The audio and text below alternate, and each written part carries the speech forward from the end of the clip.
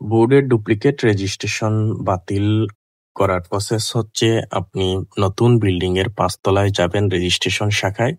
যাওয়ার পর আপনার যদি নতুন ভর্তি হয় তাইলে কোনো ঝামেলা নেই, আপনাকে সাথে সাথে তারা রেজিস্ট্রেশনটা বাতিল করে দেবে। কিন্তু প্রিভিয়াস যদি হয় তাইলে আপনাকে ৫০০ টাকা ফি দিতে হবে এবং ফর্ম ফিল আপ যদি করে থাকেন তাইলে অ্যাডমিট কার্ডের কপি সাথে নিতে হবে। যদি অ্যাডমিট কার্ডের কপি সাথে না নেন তাহলে আরো ৫০০ টাকা দিতে হবে। সেই ক্ষেত্রে ৫০০, ১,০০০ টাকা আপনার খরচ হতে পারে।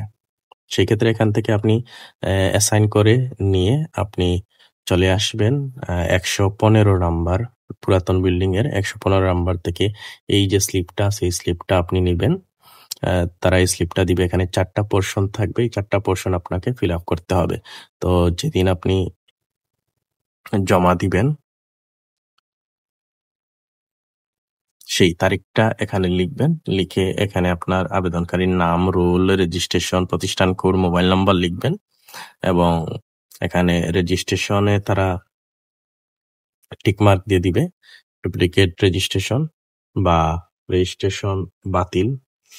তাইলে আপনি যেটা আছে ওইটাতে টিকমার্ক দিবেন বা এখানে রেজিস্ট্রেশন ফি, এখানে যেটাই তারা টিকমার্ক দিবে সেখানে আপনি ফিটা বসিয়ে দিবেন বা তারা ফি বসিয়ে দিবে।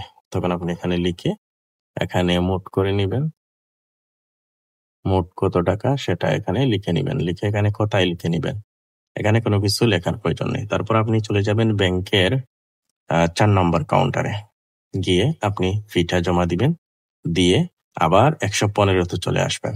যেখান থেকে এই স্লিপটা নিয়েছিলেন সেখানে আসবেন। আসার পর তারা এটা এন্ট্রি করে দিবে। তারপর আপনি চলে যাবেন আপনার যেখানে রেজিস্ট্রেশন বাতিল করার কথা সেখানে চলে যাবেন। যাওয়ার পর আপনি এই স্লিপ দুটো জমা দিবেন। দেওয়ার পর একটা অংশ তারা ছিঁড়ে আপনাকে দিয়ে দেবে আর একটা অংশ তারা রেখে দিবে। তারপর বলবে ১৫-২০ মিনিট পরে আসেন, আপনার রেজিস্ট্রেশন বাতিল করে দিচ্ছে। তখন আপনি তাদের দেওয়ার টাইমে চলে গেলে তারা একটা স্লিপ দিয়ে দিবে যে আপনার ভর্তি বাতিল হয়ে গেছে বা তারা রিসিভ করেছে।